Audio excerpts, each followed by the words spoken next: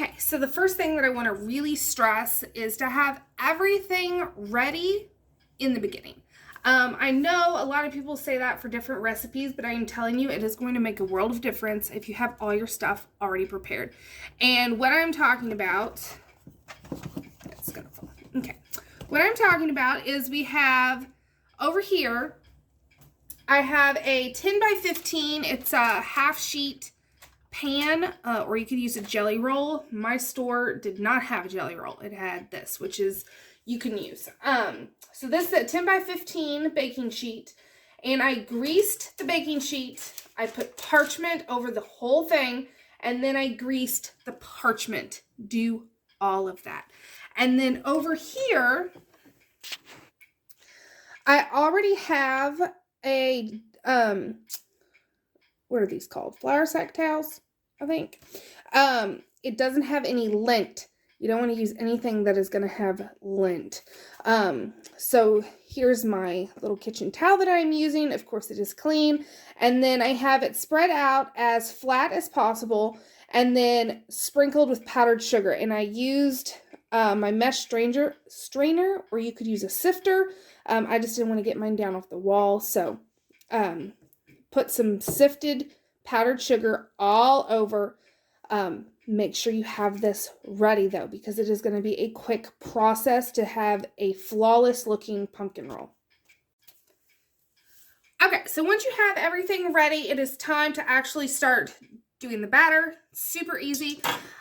You want 3/4 of a cup of sifted flour. Now, if you're like me and you're using freshly milled flour that you do yourself, you're going to want to sift that more than once. And my mixture, which I've used for this pumpkin roll all year, well, for the past couple months, because it's, you know, pumpkin season, I've been using my home milled flour, and it has turned out beautifully. This is a mixture of soft white and hard white wheat, and I am telling you, it makes the best baked breads and desserts for the ones that I've tried so far. So 3/4 of a cup of that.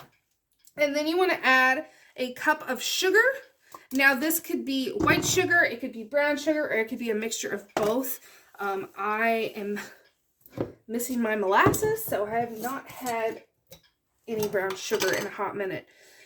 And then you want a teaspoon of baking soda, a teaspoon of cinnamon. Oh, this is a new one.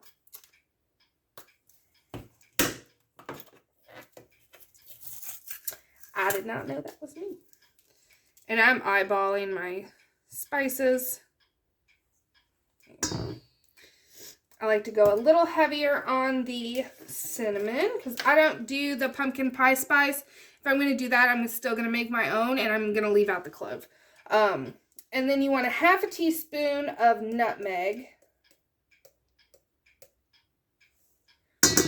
And be sparing with your nutmeg because it is a very potent spice. And then you want 3 eggs. Well, first mix this together. So, whisk. Okay, once you get all that combined, then you want to go ahead and add 3 eggs, which these are small, so I'm actually going to add 4. You want to add 3 large eggs.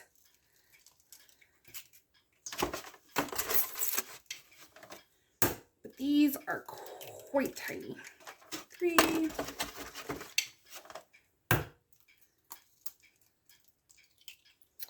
And 4.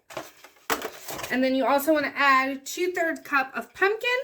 And this is pumpkin puree. This is not pumpkin pie filling.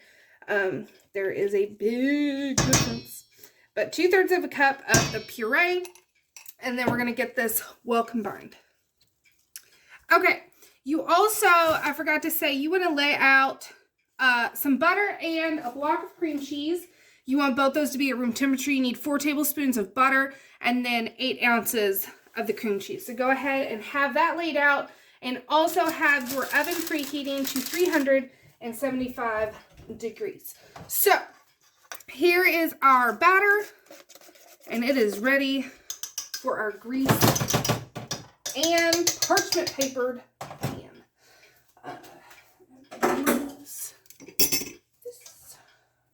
And you just want to get everything nice and even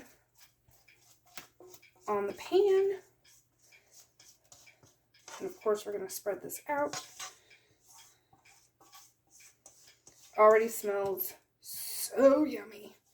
The first time I made this year, my family was so excited that it did not even make it into the fridge. Once I brought it out and sliced it, like, they just kept going back. It's amazing. So get this all the way to all the corners. It's going to look thin, and that is okay. Don't freak out. Just make sure, like, don't leave anything like that. Just get it spread out as even as you can. And then once your oven is preheated, this is going to go in for 13 to 15 minutes. Again, at 375. Just watch it. As soon as it is done, we're going to take it out and I'll show you the process. But have all your stuff ready to go. So I will bring you back. Okay, so I just got the cake roll out of the oven, and all I've done is I leave a little extra parchment on the side so I can lift it right up out of the pan, and then you want to flip it onto your powdered sugared tea towel. So there is that. And then I like to add just a tiny bit of powdered sugar just to help with the nonstick. This is what's going to help it not stick to the cloth. And then you want to roll. So I fold it like so.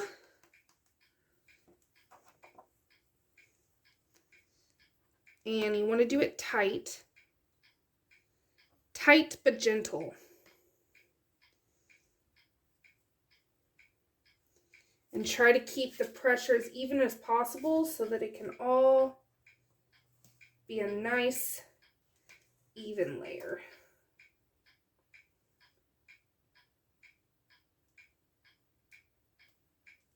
And there you go. So now this is going to sit and cool. It's not going to cool completely, but I am going to let it cool for about 30 minutes until it is cooler, and then we're going to make the filling and add the filling to this and then refrigerate it. But the key I have found to making it to where this will not crack or break is to fold it as soon as it gets out of the oven.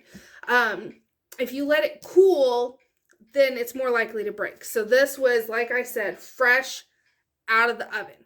I took it out, flipped it, fold it. So let this sit, cool down, and then we'll make our filling. Okay, so once your pumpkin roll has cooled for about 30 minutes, that's about how long mine has been cooling. When I touch it, it is now barely warm, almost to cool, and that is what we want. So we're going to make our filling, which I have a cup of powdered sugar, 4 tablespoons of softened butter, and then we are doing a whole block of room temperature cream cheese. And I know some people, I do it myself, freeze cream cheese. For this, I would use non-frozen, previously frozen cream cheese. It just blends a lot better. And then last, we're going to add about a teaspoon of vanilla. Just eyeball it. This is actually my homemade that I put in an old container. I'll show you the big. There's the main data. But now you just want to blend this up until everything is super smooth. Okay, so here is our filling. It is all nice and smooth. And so now we want to very slowly and very carefully unroll our cooler. Yeah, so it's like room temperature It's not cooled, it's just room temperature. And we don't want to force it flat because we're just going to push it back into a roll again. So all we're trying to do is very gently unroll so we can fill it and then roll it right back.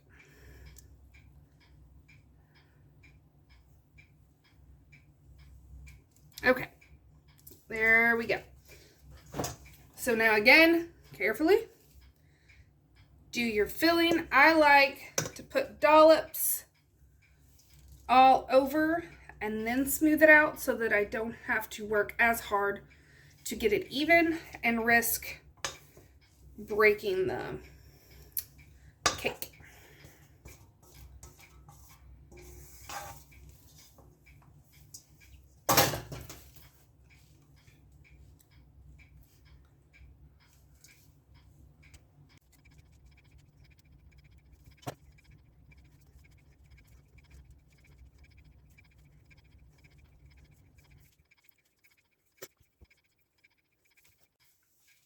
Okay, so once you have everything as even as you can get it, and you can't really tell because I got a little crazy on evening it out, but I try to leave a tiny space all the way around the edges because it's going to squeeze out, yum yum, it's going to squeeze out the sides anyway, at least a little bit. So, I try to leave that space so that it's not squishing all the way out the cake. And instead, it just kind of fills in where I didn't do it. But now, you want to have some saran wrap ready, which I do, of course, because we're going to saran wrap it and then stick it in the fridge. But now, we're going to roll it without the towel. And again, just carefully roll it back. And I try to be firm and tight, but delicate. It's a very gentle process. You're just rolling and then pulling down, rolling, pulling down. And there, it is not a race. Just take your time and do it right.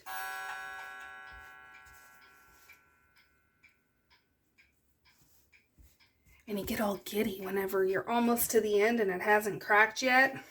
And you're like, I did it! I did it! I do it every time. Every time. Because even though I've never had one crack on me or break, it doesn't mean I don't get excited every time it turns out perfect. So now just wrap this in saran wrap and let it chill for at least an hour before you cut into it. And then I always, whenever I go to serve, I always have some powdered sugar in a either this or a sifter so that I can just gently tap it all the way across. Okay, so this has been chilled for about an hour, and I just can't wait anymore. So we are going to cut this bad boy. And I'll show you how I present it. Obviously, it's not on a platter, so it's not going to be that pretty. But you'll get the gist and put it on something nice if that's what you're wanting to do. But as you can see, they're so easy to make. Okay. Voila. And you can see it still has powdered sugar on it, but I just like to be a little extra. And it looks really pretty because you'll have a little bit of powdered sugar on either side of the plate. And it just looks really nice. Ta-da! So there's that. And let's cut into it. The end piece is always for the chef because it is also the ugly piece.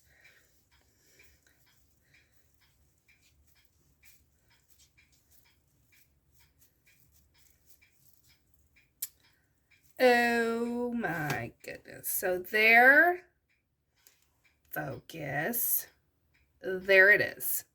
You can see it's the ugly piece. But there is our beautiful pumpkin roll. Let me show you. Oh, there it is. Beautiful and ready to be consumed. So I hope you enjoyed this video.